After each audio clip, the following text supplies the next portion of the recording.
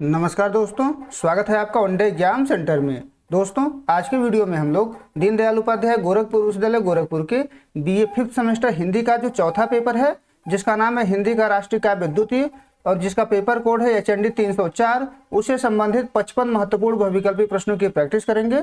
चलिए बिना देर के प्रश्नों की प्रैक्टिस शुरू करते हैं। आपका पहला प्रश्न है, निम्न में से किस पत्रिका का संपादन बालकृष्ण शर्मा नवीन ने किया था? तो बालकृष्ण शर्मा नवीन ने प्रभा और प्रताप दोनों पत्रिकाओं का संपादन किया हुआ था। पहले का सी ऑप्शन आपका सही हो जाएगा। दूसरा प्रश्न है, प्रातव्य तथा सदा चांदनी के रचयिता हैं, यानी इन दोनों कविताओं की रचना किसके द्वारा किया गया था? तो बालकृष्ण शर्मा नवीन के द्वारा ही किया गया था। दूसरे का ए ऑप्शन आपका सही हो जाएगा। तीसरा प्रश्न है, कोटि कोटि कंठों से निकली आज यही स्वरधारा है, यह पंक्ति किसकी है? किसके द्वारा यह पंक्ति लिखा गया है? तो यह पंक्ति जो है बालकृष्ण शर्मा नवीन के द्वारा लिखा गया है। तीसरे का डी ऑप्शन आपका सही हो जाएगा।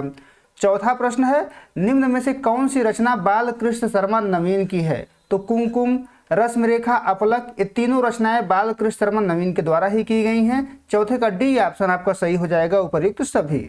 आगे बढ़ते हैं, पांचवा प्रश्न देख लेते हैं। इसमें आपसे पूछा गया है कि बालकृष्ण शर्मा नवीन का जन्म कब हुआ था? कब जो है बालकृष्ण शर्मा नवीन का जन्म हुआ था? तो 1897 ईस्वी में हुआ था। बी ऑप्शन आपका पांचवे का सही हो जाएगा। छठा प्रश्न है, किस कवि को समय का सूर्य तथा अधैर्य का कवि कहा जाता है? तो दिनकर को समय का सूर्य और अधैर्य का कवि कहा जाता है। तो छठवें का सी ऑप्शन आपका सही हो जाएगा। सातवां प्रश्न है, शहीद, स्तवन तथा हिमालय किसकी कविता है? ये दोनों कविताएं रामधारी सिंह दिनकर के द्वारा ही लिखी गई हैं। तो सातवें का ए ऑप्शन आपका सही हो जाएगा। आठवां प्रश्न है, निम्न में से कौन सी रचना दिनकर की है? तो कुरुक्षेत्र, रश्मिरथी और उर्वशी, ये तीनों रचनाएं दिनकर के द्वारा ही लिखी गई हैं। तो आठवें का सी ऑप्शन आपका, आठवें का डी ऑप्शन आपका यहाँ पर सही हो जाएगा।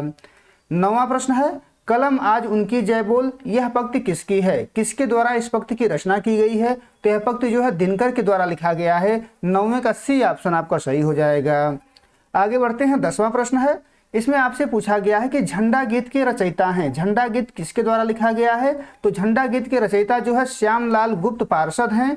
ए ऑप्शन आपका 10वें का सही हो जाएगा।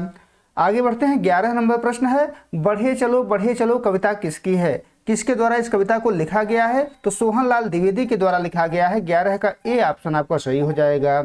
12 नंबर प्रश्न है, रहे समक्ष हिम शिखर तुम्हारा प्रण उठे निखर, यह पंक्ति किसकी है?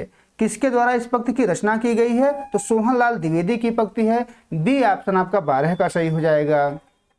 13 नंबर प्रश्न है, मेरे नगपति मेरे विशाल, यह पंक्ति किसकी है? तो यह पंक्ति जो है दिनकर के द्वारा लिखा गया है, हिमालय नामक कविता से लिया गया है। ए ऑप्शन आपका 13 का सही हो जाएगा। 14 नंबर प्रश्न है, चेतक की वीरता तथा राणा प्रताप की तलवार के रचयिता हैं, किसके द्वारा इन दोनों कविताओं की रचना की गई है? इन दोनों कविताओं की रचना श्याम नारायण पांडे के द्वारा किया गया है। 14 का बी ऑप्शन आपका सही हो जाएगा। 15 नंबर प्रश्न है, निम्न में से कौन सी रचना श्याम नारायण पांडे की है? तो हल्दी घाटी, जौहर, तुमुल, इन तीनों की रचना श्याम नारायण पांडे के द्वारा ही किया गया है। डी ऑप्शन आपका सही हो जाएगा, उपर्युक्त सभी। 16 नंबर प्रश्न है, श्याम नारायण पांडे का जन्म हुआ था, आपको बताना है कि कब हुआ था? तो 1907 ईस्वी में हुआ था। ए ऑप्शन आपका 16 का सही हो जाएगा। 17 नंबर प्रश्न है, रणबीच चौकड़ी भर भर कर चेतक बन गया निराला था, यह पंक्ति किसकी है? किसके द्वारा इस पंक्ति की रचना की गई है? तो श्याम नारायण पांडे की पंक्ति है। 17 का बी ऑप्शन आपका सही हो जाएगा। 18 नंबर प्रश्न है, जौहर कविता कब प्रकाशित हुई थी? तो जौहर कविता जो है 1945 में प्रकाशित हुई थी। 18 का सी ऑप्शन आपका सही हो जाएगा। 19 नंबर प्रश्न है, 9 वर्ष कविता के रचयिता हैं, किसके द्वारा 9 वर्ष नामक कविता लिखा गया था? तो सोहनलाल द्विवेदी के द्वारा लिखा गया था। 19 का बी ऑप्शन आपका सही हो जाएगा। आगे बढ़ते हैं, 20 नंबर प्रश्न है, निम्न में से कौन कालक्रम में पहले आता है? कौन पहले आता है इसमें? तो राम नरेश त्रिपाठी का जो जन्म है वो 4 मार्च 1889 को हुआ था। बालकृष्ण शर्मा नवीन का जन्म जो है वो 4 अप्रैल 1889 को हुआ था। माखनलाल चतुर्वेदी का जो जन्म है वो 1897 में हुआ था। सुभद्रा कुमारी चौहान का जन्म 1904 को हुआ था। तो सबसे पहले राम नरेश त्रिपाठी आएंगे, तो 20वें का ए ऑप्शन आपका सही हो जाएगा। 21 नंबर प्रश्न है, इसमें आपसे पूछा गया है कि निम्न में से किसे उत्तर प्रदेश हिंदी संस्थान द्वारा बाल साहित्य का सर्वोच्च पुरस्कार प्राप्त है? किसको प्राप्त है आपको बताना है, तो द्वारिका प्रसाद माहेश्वरी को प्राप्त है। बी ऑप्शन आपका 21 का सही हो जाएगा। 22 नंबर प्रश्न है, उठो धरा के अमर सपूतों कविता के रचयिता हैं, किसके द्वारा इस कविता की रचना की गई है, तो द्वारिका प्रसाद माहेश्वरी के द्वारा किया गया है। सी ऑप्शन आपका 22 का सही हो जाएगा।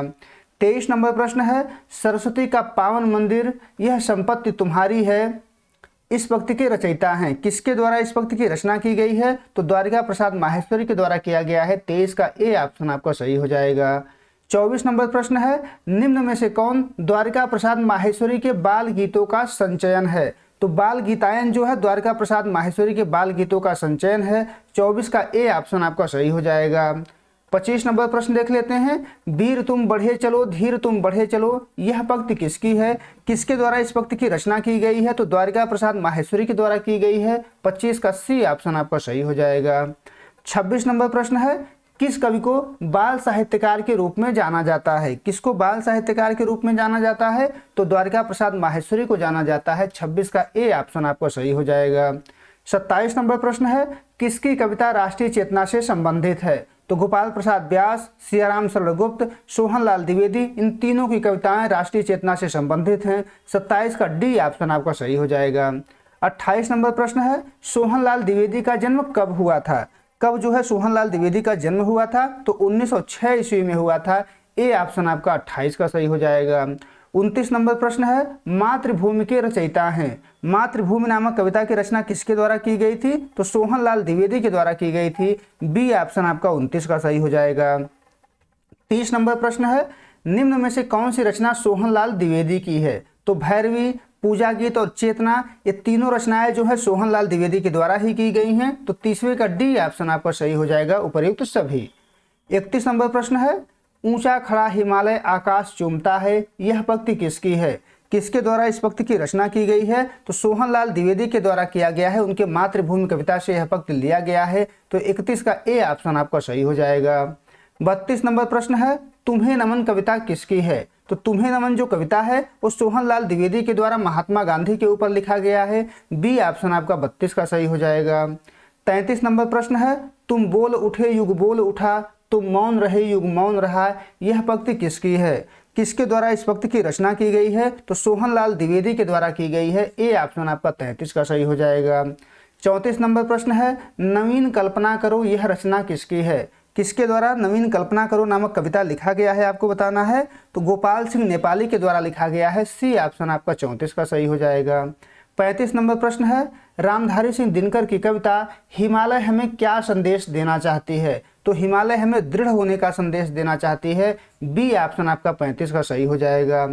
36 नंबर प्रश्न है, उठो धरा के अमर सपूतों कविता में पावन मंदिर किसे कहा गया है, सरस्वती को पावन मंदिर कहा गया है। सी ऑप्शन आपका 36 का सही हो जाएगा। 37 नंबर प्रश्न है, चेतक किसके घोड़े का नाम था, तो चेतक जो है महाराणा प्रताप के घोड़े का नाम था। 37 का बी ऑप्शन आपका सही हो जाएगा। 38 नंबर प्रश्न है, किस कवि ने महारानी पद्मिनी के जौहर पर कविता लिखी है, तो श्याम नारायण पांडे ने लिखी हुई है। ए ऑप्शन आपका 38 का सही हो जाएगा। 39 नंबर प्रश्न है, इसमें आपसे पूछा गया है कि स्वतंत्रता का दीपक कविता किसकी है, किसके द्वारा स्वतंत्रता का दीपक नामक कविता लिखी गई है, तो गोपाल सिंह नेपाली के द्वारा लिखी गई है।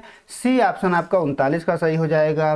40 नंबर प्रश्न है, इतने ऊंचो उठो कि जितना गगन है, यह पंक्ति किसकी है, किसके द्वारा इस पंक्ति की रचना की गई है, तो द्वारिका प्रसाद माहेश्वरी के द्वारा की गई है। 40 का बी ऑप्शन आपका सही हो जाएगा।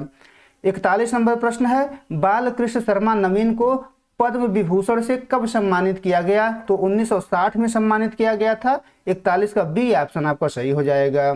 42 नंबर प्रश्न है, निम्न में से कौन सी रचना गोपाल सिंह नेपाली की है, कौन सी रचना इसमें से गोपाल सिंह नेपाली के द्वारा की गई है, तो पक्षी, उमंग, रागनी, ये तीनों रचनाएं गोपाल सिंह नेपाली के द्वारा ही लिखी गई हैं। 42 का डी ऑप्शन आपका सही हो जाएगा, उपर्युक्त सभी।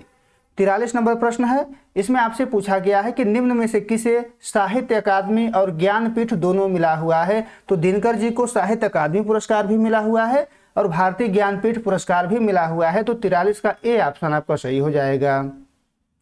44 नंबर प्रश्न है, इसमें आपसे पूछा गया है कि गोपाल सिंह नेपाली की कविता तू चिंगारी बनकर उड़ रही किसके प्रेम पर आधारित है, तो भाई बहन के प्रेम पर आधारित है। 44 का सी ऑप्शन आपका सही हो जाएगा। 45 नंबर प्रश्न देख लेते हैं। इसमें आपसे पूछा गया है कि बहन प्रेम का पुतला मैं हूँ, तू ममता की गोद बनी, यह पंक्ति किसकी है? किसके द्वारा इस पंक्ति की रचना की गई है? तो गोपाल सिंह नेपाली के द्वारा की गई है। ए ऑप्शन आपका 45 का सही हो जाएगा। 46 नंबर प्रश्न है, स्वागत जीवन के नवल वर्ष आओ नूतन निर्माण लिए, यह पंक्ति किसकी है? किसके द्वारा इस पंक्ति की रचना की गई है? तो सोहनलाल द्विवेदी के द्वारा इस पंक्ति की रचना की गई है। ए ऑप्शन आपका 46 का सही हो जाएगा। 47 नंबर प्रश्न है, निम्न में से कौन हास्यावतार के नाम से प्रसिद्ध हैं? तो यहाँ पर गोपाल प्रसाद व्यास जो है हास्यावतार के नाम से प्रसिद्ध हैं। 47 का ए ऑप्शन आपका सही हो जाएगा। 48 नंबर प्रश्न है, व्यंग के नई धारा का जनक किसे माना जाता है? तो व्यंग के नई धारा का जनक गोपाल प्रसाद व्यास को माना जाता है। बी ऑप्शन आपका 48 का सही हो जाएगा।